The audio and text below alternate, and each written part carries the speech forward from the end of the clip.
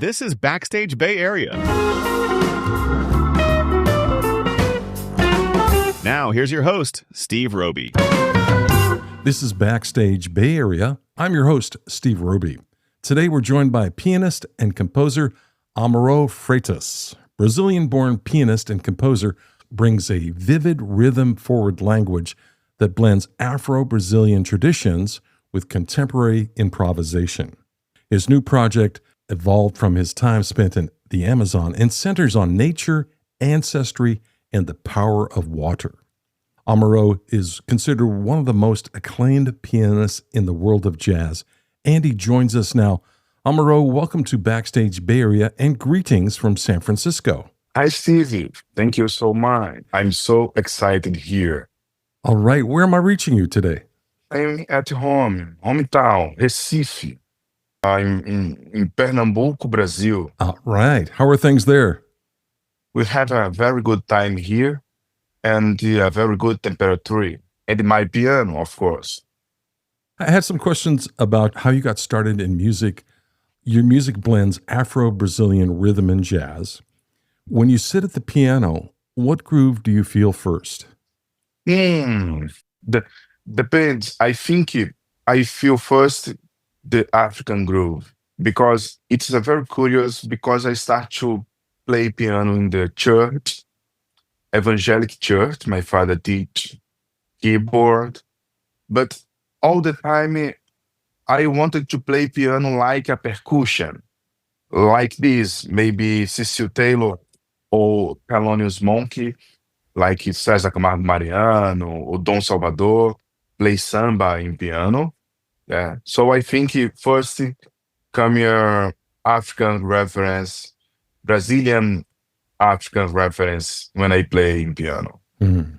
Who would you say shaped your sound the most? Was it a teacher, a family member, or another musician? I think first family, yeah, because my father teach me keyboard, but another musician, because I played, for example, with Jean Elton. Jean is a bass player, and he played with me in my 3 albums, Sangue Negro, Recife, and Yeye.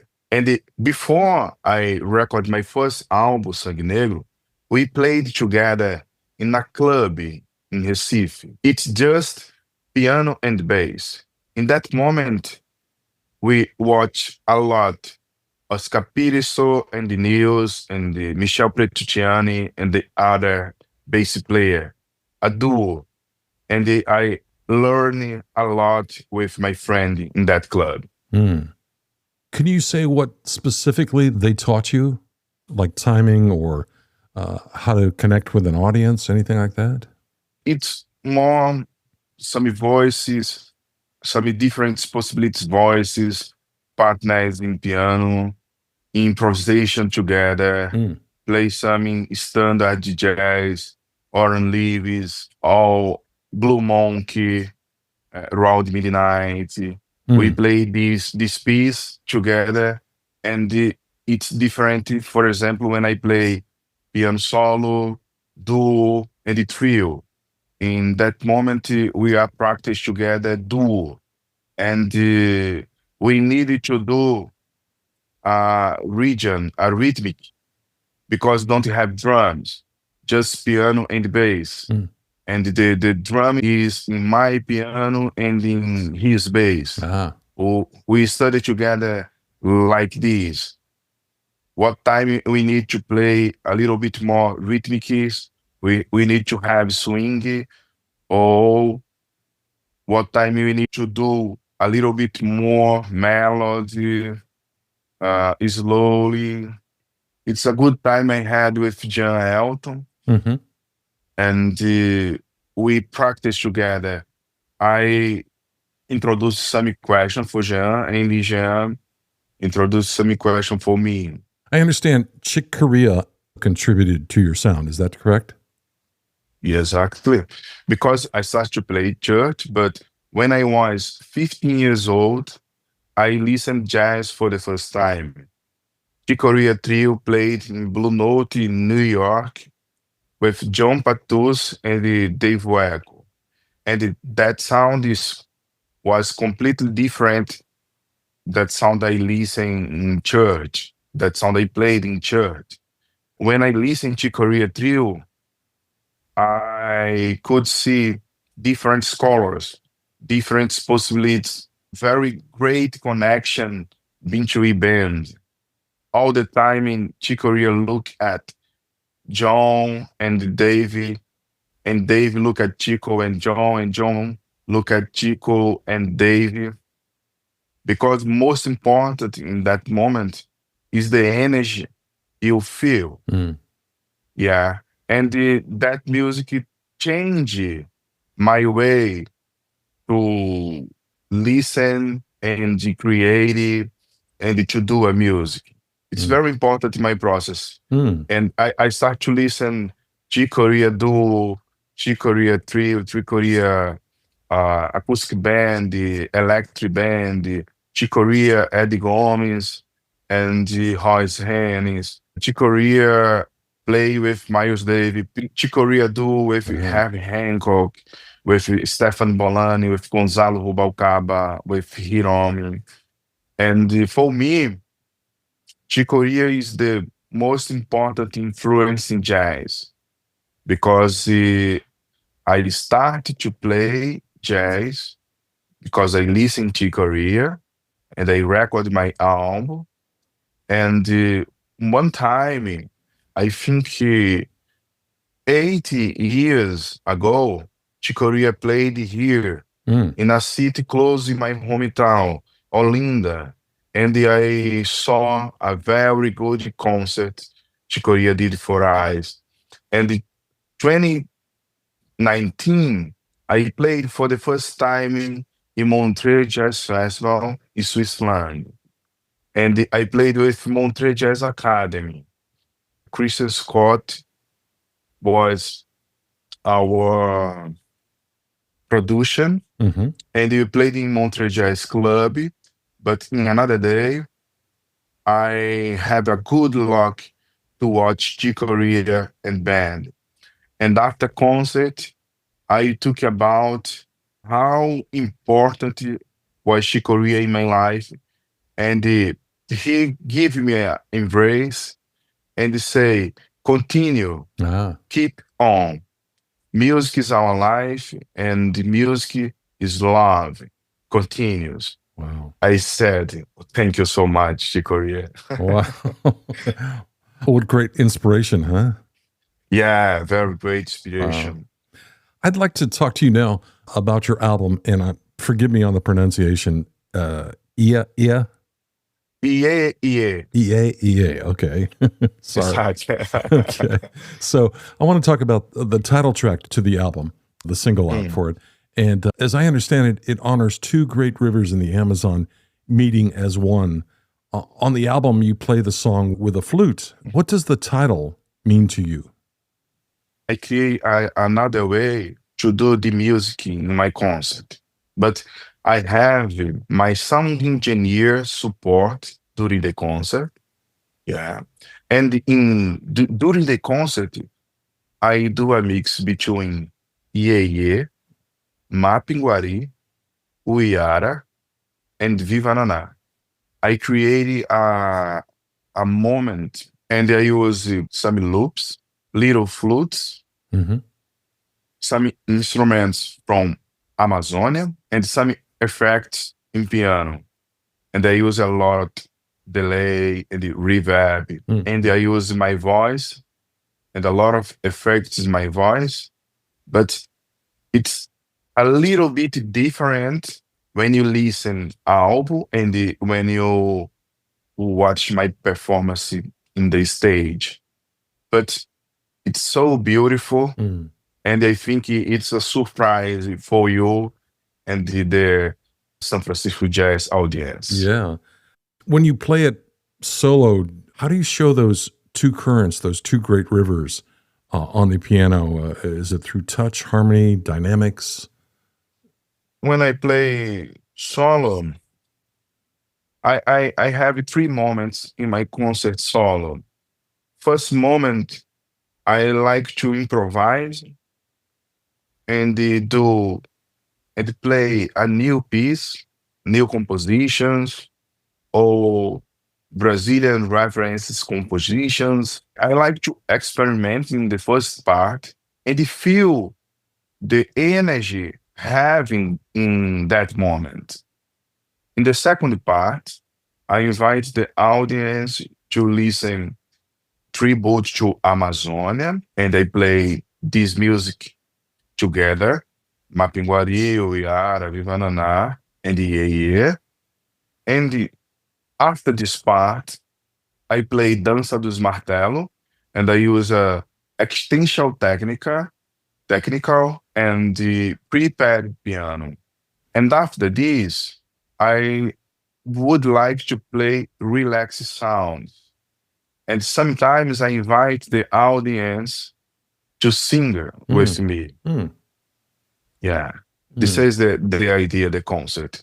All right. A little bit more experiment in the first part, the Amazon's vibe in the second part, prepared the piano, and relaxed sounds. I can't wait to play the song now, and let's listen to it and discuss another one of your songs on the other side of this track. You're listening to Backstage Bay Area.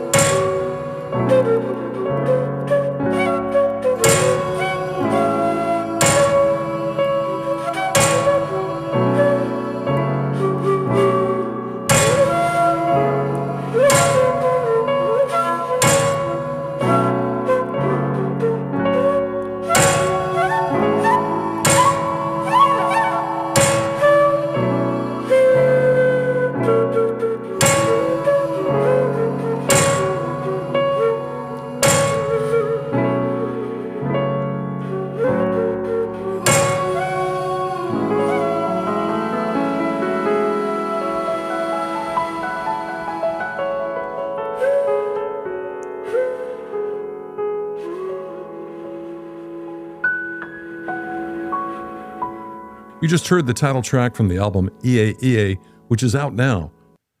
Encantados refers to enchanted beings in Afro-Indigenous stories. On the album, you play the song with drums, flute, and bass. What are the Encantados, and how did this idea guide the music? Encantados is some legends. Forest legend, rivers legend, but you can see more this traditional culture in North Brazil. Amazônia, Pará, Maranhão have different encantados. For example, Uiara, Mapinguari, Boto Cor-de-Rosa, Cazumba, Jarina, they are encantados. And the people dance around the fire and invite the encantados for his life. And I think for me, Encantados is a good relation we have with the spiritual connection, with the nature, with the planet, with the ancestor. And for me, music is our DNA. And when you play music, we can have a capacity to connect with our encantados, our ancestor. We can have a great connection with the best humanity have intro us. So for me, when I play piano, Shabaka play flute, Aniel play bass, and Hamid Drake play drums, I say the idea and invite and say, most important is we have a great connection here in the studio.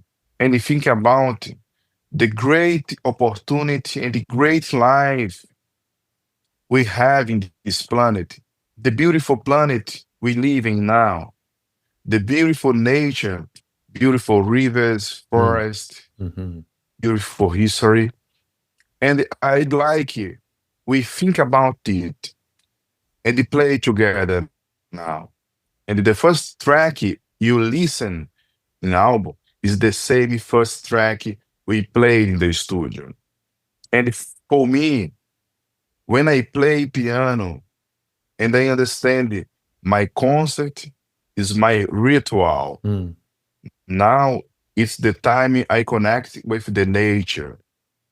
Maybe in this moment I change. I'm not Amaro Freitas. I'm another thing. I am a musician Encantados.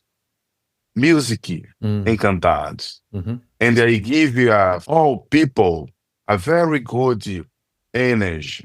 And I receive the audience the same. And in that moment, we can create the best connection music can do. In that moment, I'm not Brazilian, I'm not black, you white, just humanity, just nature. And for me, music have the power to connect with most important we have, our humanity, our nature. And for me, in this moment, when I get this, I am encantado. Well said. Music is definitely the universal language. Exactly. All right. Well, let's listen to the track. It's called Encantados, and we'll talk about your upcoming shows at SF Jazz. This is Backstage Bay Area.